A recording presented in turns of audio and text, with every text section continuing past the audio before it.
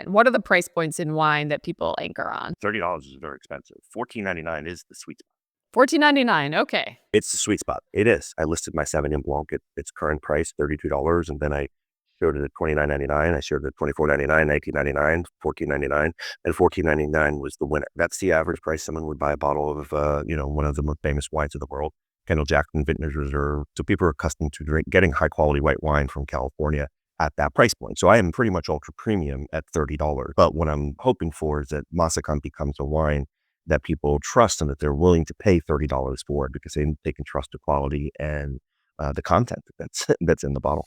Hi, everyone. I'm Kristen Berman, and this is The Irrational Mind. This podcast is for product marketing and design people who want to know more about how their customers think and get inspired to build and grow products that work. And to do that, we're talking to people who really get human behavior. So yes, you could talk to 5 users to improve your onboarding, but why not just take the playbook from a game designer? Yes, you could launch and learn your latest marketing campaign, but why not learn from a dog trainer who has figured out incentive design? Or a magician who has figured out how to capture our attention? And so today, we are talking to a winemaker. Let's start with a basic question. Why is a bottle of wine $14 or $13 or $134? Is a bit of extra taste worth the money? And how much money? Wine is a unique market where how the wine is marketed and sold is almost as important, if not more important, than how the wine is made. For example, and speaking from experience, price can lead us novice wine drinkers to assume more expensive wines are inherently better tasting than cheaper ones, regardless of the actual quality. Wine marketing can also lead us to buy based on words used to describe it, so oaky and buttery. Wine marketing can lead us to buy based on label. How credible does it look? Or if you're me, how fun does it look? Wine is an elite sport and yet an accessible product to everyone. The best analogy I've heard is you can't really charge $30 for a glass of beer, but you can charge $30 for a glass of wine. So what can we learn from winemakers and how they sell their wine? Today, we talk to Dan Petroski, the founder of Massican Wines. Massican is an outlier in the red wine heavy Napa Valley. It's a white wine. And so who is Dan to try to sell a white wine in Napa? Well, he's a marketer and he's a good one. And I'll start with this confession. Like many product people, I can be a bit skeptical of brand marketing. As behavioral scientists, we want people to do something, like take an action. And the brand wants you to believe in something. But after listening to Dan, I have a new appreciation for how brand creates value and how creating the brand could also drive someone to change their behavior. Dan's top advice to product folks is to consider the brand and the distribution channels before you start building your product, or in his case, producing his wine. This seems obvious in hindsight, but it's not really a normal concept in the tech world. We typically build to solve a problem, and while that's reasonable, it does leave many startups without the required enterprise deals after years of pounding pavement. You built it, but they will not necessarily come. So in this episode, we talk to Dan about how to sell wine, from the initial decisions that drive uptake, what product to offer, and the actual marketing of the product after it's produced. For Dan, this meant nailing some of the basics. For him, it was be the only white wine in a certain region at a certain price point. Differentiation was key. It also meant have a vibrant language and storytelling for his brand. This brand building elevates someone from a $14 bottle to a $30 bottle, and I'll argue at the end that he could go even higher. By the way, this is something that wine in particular does very well. It has a wide range of language to describe its taste. We also get into the idea of scarcity. Dan won't admit that scarcity was part of his intentional plan, but it has happened nonetheless. When I interviewed him, his wines were sold out on his website.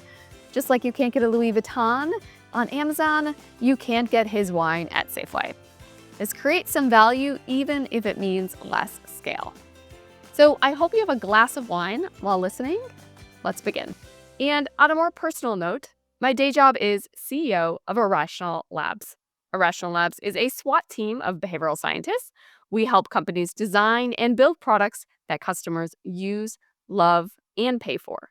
This podcast is an exploration of behavior change across different domains. If you like it, you may also like working with us. Give me a shout at hello@irrationallabs.com and mention the podcast. And also throw us a bone, review, on Apple or Spotify podcasts. Thank you in advance. It really does help. Thanks, Dan, for joining us today.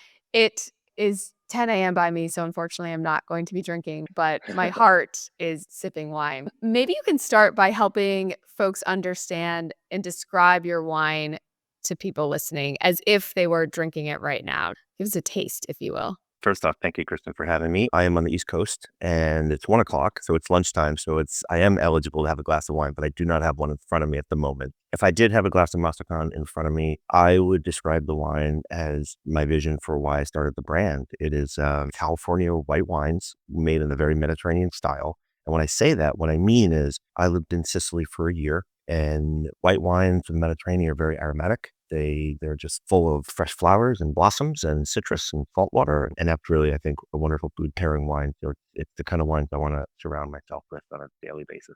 You've had a fair bit of success selling wine. What is it about how you're selling, what you're doing that's different than other folk? What have you learned across this process? I learned that first and foremost, I'm a wine drinker. I'm someone who loves to eat and loves to drink. And I am also an intimidated wine drinker. Wine, because of its complexity, its nuance, because it's made all over the world in multiple places that are even right next to each other, and the wines can be completely different, that it's intimidating.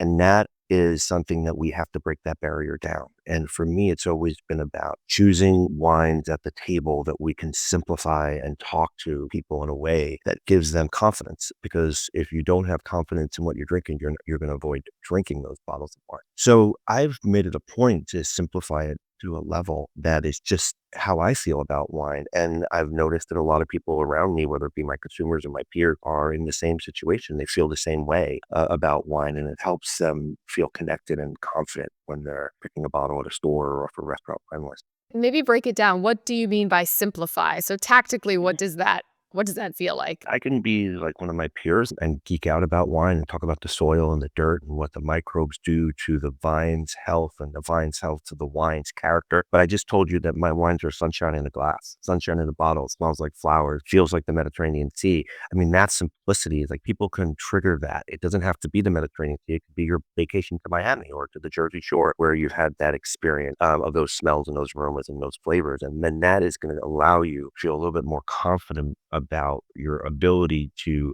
understand what something smells like and tastes like in the glass. So you're basically saying kind of the description is accessible. Is there more? Like, as somebody who's new to wine and has a lot of options in front of them, like, why are they picking yours? It's a number of things. It starts at price. Pricing of wine is really important because if you're not confident in your decision making, you're not going to spend a lot of money for something. And so I wanted to make my wines accessible on price. And I've done that for Napa Valley Winery. The wines are still expensive. Do not get me wrong when I say this. The wines are still $30 to $40 to $50 a bottle in a retail shop, or maybe somewhere between $70 and $100 a bottle at a restaurant. So I think price was important to me because again, going back to this intimidation factor. And I'll be honest with you, I totally fucked up when I started Massican.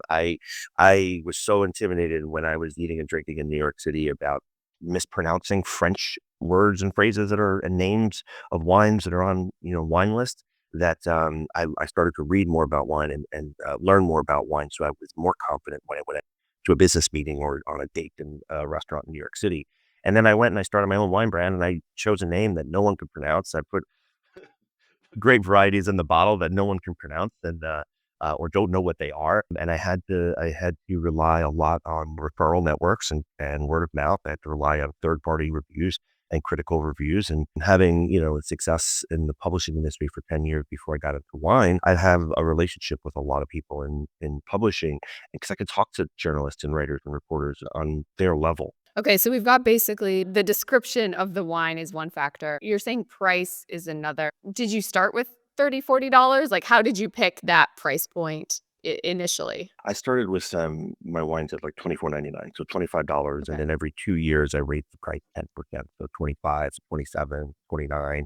And then breaking that $30 barrier was huge for me. I actually did it probably the most awkward time. I did it during the pandemic in March of 2020 when I released my 2019 vintage wines. I actually raised my prices. That was a scary risk, but it actually turned out to be one of the better choices I made. because wine sales were amazing. I hadn't seen anything like that in the 15 years of running the business. So price has gone up over time, over 15 years. I've probably seen a $5 to $7 price increase in my core wines over 15 years. It's not a very high compound annual growth rate or inflationary rate. So I feel confident about that.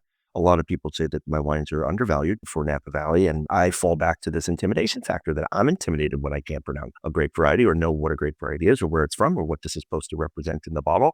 So it's important to me to make price not a factor in the value chain of a customer decision. Got it. And so what's special about this $30? Are there other price points kind of like jumping the chasm into a different kind of segment? What are the price points in wine that people anchor on? $30 is very expensive. $14.99 is the sweet spot. $14.99. Okay. It's the sweet spot. It is. No, it truly is. And I proved it through a control Google advertising set where I listed my Sauvignon Blanc at its current price, $32. And then I showed it at $29.99. I showed it at $24.99, $19.99, $14.99. And $14.99 was the winner. And that is, that's the average price someone would buy a bottle of, one of the most famous wines of the world, Kendall Jackson Vintners Reserve. So people are accustomed to getting high quality white wine from California at that price point. So I am pretty much ultra premium at $30. But what I'm hoping for is that Massican becomes a wine that people trust and that they're willing to pay $30 for over time because they can trust the quality and the content that's in the bottle. Love it. And so as somebody who's getting into wine, maybe they're buying the $14.99 bottle. What pushes them farther down, like to become somebody who thinks more deeply about choosing their wine, maybe reads labels, looks it up? Like, what is that push that gets me from an average price point drinker to somebody who's more interested? It's a great question. And the way I can relate it into another industry, or it's not even relating to another industry, it's just relating yourself and your personal human growth and your professional growth. When we were in college, we slept on IKEA futons. And then when we had a job for 5 years to 7 years, we went from IKEA to Crate and Barrel. And then now when we're adults and have disposable income, we're shopping at Restoration Hardware. So I think the human aspiration is part of the equation here. So as you start to get into wine, you start to appreciate it and start to be curious about it. Hopefully you're curious about it. That's going to allow you to kind of open up your window and your wallet. And it's also, we have to take, the professional marketplace into consideration. There's a lot of still the wining and dining of the travel and expense budget that corporations still provide their employees. I think that's a really important factor. And it was an important factor in how I got into wine because I was wining and dining clients for 10 years in New York City.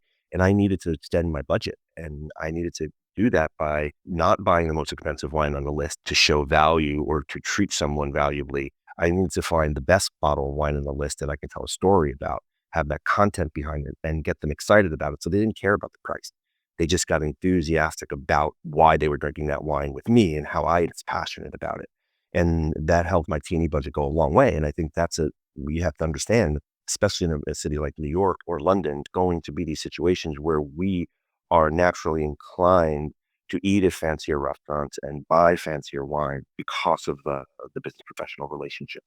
Yeah, norms. So basically, you don't want to go into a restaurant with your business colleagues and be like, I have no idea how to make this decision. Okay. So if you were to give somebody in that scenario, in that seat, one tip as they look at the menu, what tip would you give them as they're evaluating their options? There's a lot of ways to approach that question. Don't be intimidated by the server or their sommelier. Allow them to help you, but give them enough information that they can make a proper decision for you. That's first and foremost. The second thing, if you want to do it on your own, what I did was every great wine brand usually had what we call a second label, something that they did on the side or something within their portfolio of wines that was unique and different and cheaper. They'll have their top wines, their Grand Vin, and then they have a second wine that's hundreds of dollars cheaper, even, into the double digits of dollar price point. And those are also going to be made by the same winemaking team with the same quality in mind, but they aren't of the quality of their top wine. So I knew that if I was going to a restaurant, I didn't need to buy the $500 bottle of wine. I could buy the $55 bottle of wine, and I could tell the story that it's from people who make the $500 bottle of wine. And that's like, oh, cool. And that's just the extent of the conversation. Smell, taste, great, boom. Let's talk, let's eat.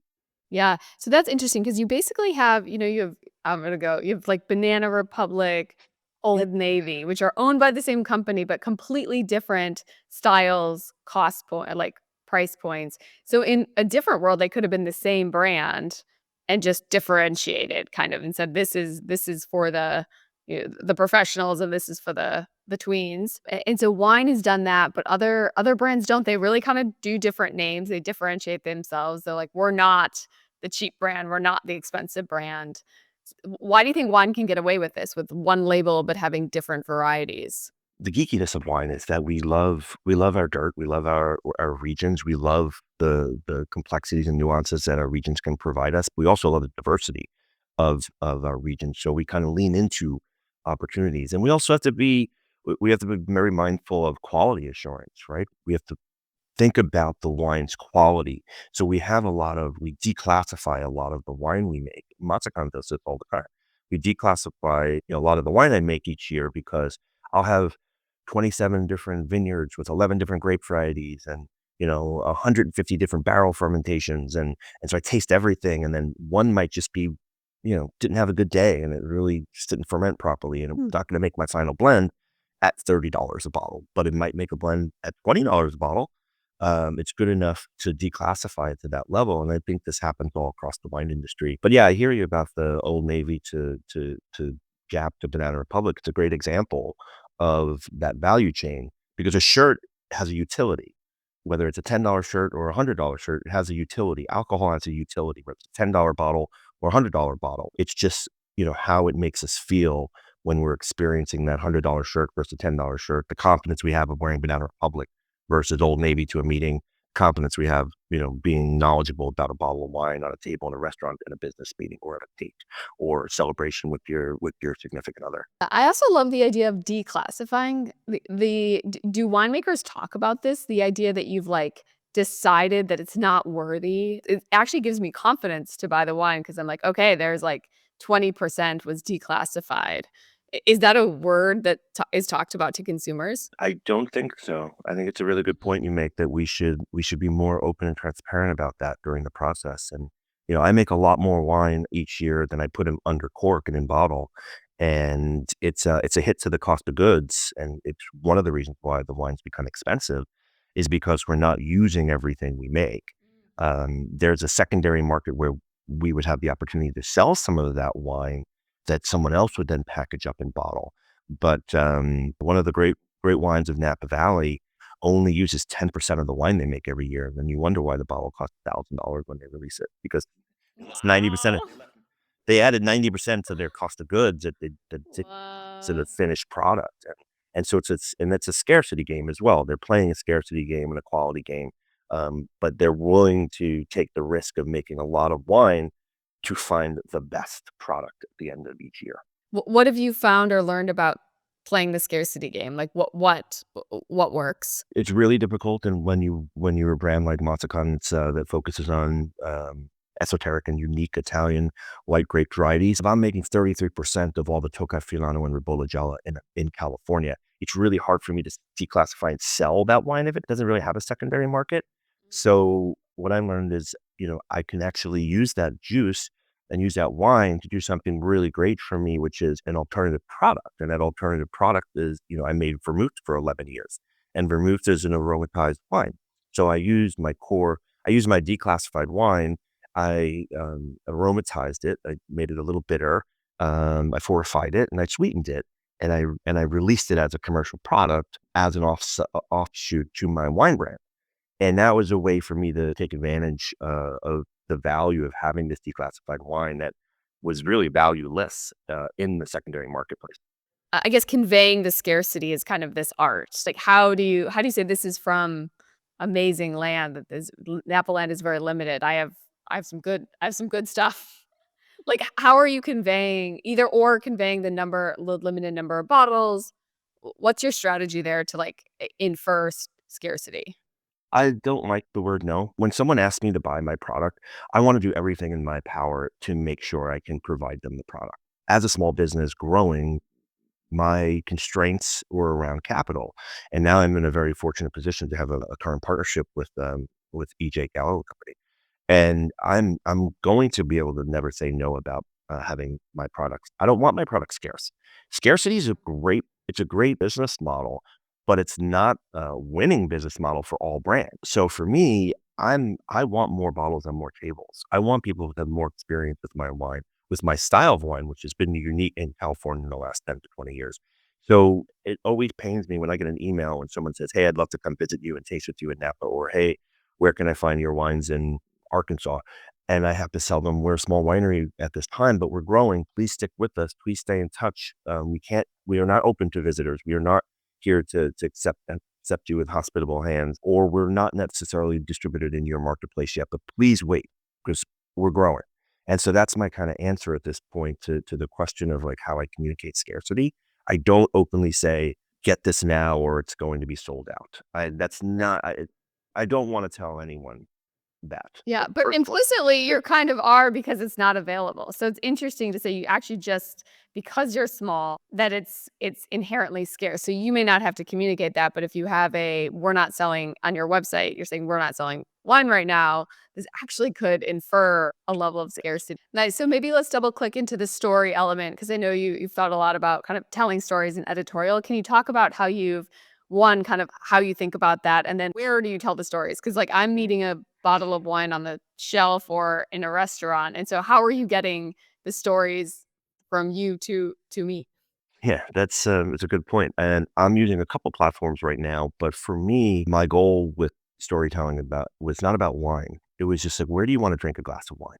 Where do you experience a glass of wine? How many steps does it take to get to a glass of Massican? From wanting to have a drink to choosing between a beer or a glass of wine or a cocktail to choosing a white wine or an alternative white wine that's not necessarily Chardonnay. And then now, how do you choose Massican? So I try to fit into people's lives. I want Massican to fit into people's lives in a multitude of ways. And what I mean by that is I want to meet you where you are. So I want to be able to communicate what we believe are the best Italian films that you should watch on Netflix when you're drinking a glass of wine. Writing a cookbook right now on Substack, Instagram, and TikTok. So I'm trying to reach three different marketplaces. One who likes to read, one who likes to visually see things through Instagram and be aspirational, and one who likes to actually engage at a younger level towards consumption of content on TikTok. So that's one way of doing it. Email newsletter is, the core of my product and my mailing list. So I have two newsletters. One's a cookbook, one's my wine website, and then the website itself. And so the one thing I don't do is I don't really sell wine on my communication tool. The best marketing is no marketing. So if I can make you want to eat a bowl of pasta and drink a glass of white wine and inspire you to do that, hopefully your choice will be Massican when you drink a glass of white wine. And that's the way I've been approaching this since day one. And I want people to build their own confidence through, yes, you might get Massican through a referral, through a friend or sommelier or a newspaper or magazine. But at the end of the day, if you chose to drink that yourself, and then you read that this wine was pretty popular and pretty famous, and it was on by the glass of XYZ restaurant in your city that's Michelin starred, then you're like, I did that.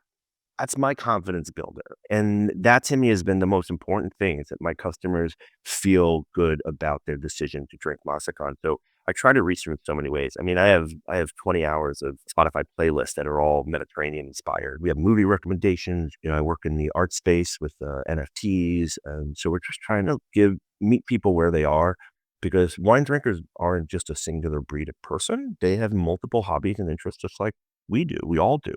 And I wanna see if, they still want a glass of Massica. But that's really lovely. You're basically I mean, I thought I was talking to somebody who makes wine, but really you make a lot of content. You're like a content machine. And that's maybe one of the biggest insights here is that when you're selling something, you're not just selling the thing, you're selling the story and the narrative around it. Which probably from a tech product perspective, we could probably get a little bit better at, where it's not that you're signing up for a software subscription service. Like, what else does this say about you, about how you're using it? It seems like you kind of take branding from like a just the logo to the full narrative. Just kind of stepping back and you've been doing this for a long time. Two things. What advice would you give your prior self, like your young self, on making and selling wine? And then maybe what advice would you give other new winemakers? So if it's not you, it's other people on doing something that kind of has pushed your success. I probably would've, 15 years of working at one company was great. Of that 15 years, 10 to 11 years was Massican on the side as a side hustle. My advice would have been to focus on Massican sooner, but I was always, didn't have the capital to do it. Unfortunately, at the time, I didn't want to take outside investment at the time. So it took me a bunch of years to get to that point. But that would be my one piece of advice is that Masakan would be in a better place today if I took it more seriously and focused on it sooner in my career. Making wine, I don't want to sound like a jerk. It's easy. Selling wine is hard. Having the ability to come to market with a product that's going to be picked up in a network of distribution or through DTC. DTC is not the answer these days. Everyone thinks it's the answer, that everyone's buying it. Most DTC brands that succeed in wine are ones that have built-in hospitality, have wine clubs that are when someone goes to that space and spends an hour and a half with the team and they're drinking the wines and they're looking at vineyards and they're sitting in rocking chairs. They want to join the wine club and they want that bottle to show up their house 4 times a year. So it reminds them of that vacation. That works. That's DTC and it works. But when you're a brand like Masakan, it's word of mouth brand and you're organic, it's really difficult to get a DTC brand off the ground. So starting with the hard part first, starting with year 2, year 3 of where am I selling this? How am I selling it? Who wants to buy this? What is my piece of the pie? Can I grow the pie? Can I steal from the pie? Where do I see this wine in a restaurant or retail? I hate to unromanticize wine because making wine is still very mysterious and very romantic. But the reality of it is no one wants to be stuck with a warehouse full of wine that they can't sell. That's super insightful. But first off, I'm going to call the direct to consumer DTC. And it's an interesting thing that the idea or success of this is you get people to go somewhere, you give them wine, and then you ask them to sign up for a reoccurring subscription. And like that's the win on how you get people to kind of buy their own wine. So I want to say this nicely: you trap them, get them drunk, and then sign the one time. Sign the one-time form to continue. I love it. So, but if you're not going to do that, then you just need to really form these distribution relationships. And I think that's an interesting insight as well, is that in kind of product and tech development, many times we're not thinking about distribution when we're building the product. Well, we're building the product thinking if we build it, they will come sort of thing, not really our distribution channels at day 1 or day 2. And so you're basically saying for wine, if you want to be successful, you actually really have to bake in what are the distribution channels up front. When I started early on, I started out with a very small volume of wine. I've always said I wanted the demand to be greater than the supply. I did that because I wasn't a full-time job for me. It was a part-time job. I didn't need to have stress knowing I sell white wine. No one wants to buy old white wine. They want to buy fresh, young white wine. So I always needed to, make sure I was behind the curve. And I also looked at the marketplace. I'm from New York City, so I wanted to sell my wine in New York. New York has the most amount of European imported wine. So there's already a lot of Italian white wines here, a lot of French white wine, German white wine. So there is already a marketplace here for the style of wine I was making. I just make it from a different place, from California. And then Napa Valley itself, I was very fortunate because I was making Napa Valley based wines that restaurants in Napa Valley could say, oh my God, it's not Cabernet. I'm here pouring a lot of Cabernet. There's 1,600 wineries in Napa Valley, and like probably 1,500 of them make Cabernet, and then I'm the only white wine winery in Napa Valley, and I don't make red wine. I don't make Cabernet. I had a natural affinity to wine buyers at restaurants like the French Laundry, which always was looking for things to pour throughout the course of a 9-course tasting menu. So Masakan was an alternative to them because they'd sit there scratching their head saying, we can't pour 4 rounds of Cabernet because we don't have 4 meat courses during this progression of food. So I tended to kind of slide in there very nicely because of my alternative and my diverse offering. Great. Okay, we're gonna wrap up with just one thought exercise for you. So, as a behavioral scientist, we tend to think that kind of context drives some decision making. If people have maybe 3 bottles of wine, they may take the middle one because of we call compromise effect. Or if there's a cheaper one and a non cheap one that they may decide if they're with people they want to impress, they may do something different than if they're with their spouse, and context can drive these decisions. So, what if you just raised your price to like $120 a bottle? I've thought about it a lot, being able to get into that kind of rarefied air of defining that this is really important shit that I'm doing, but it's not.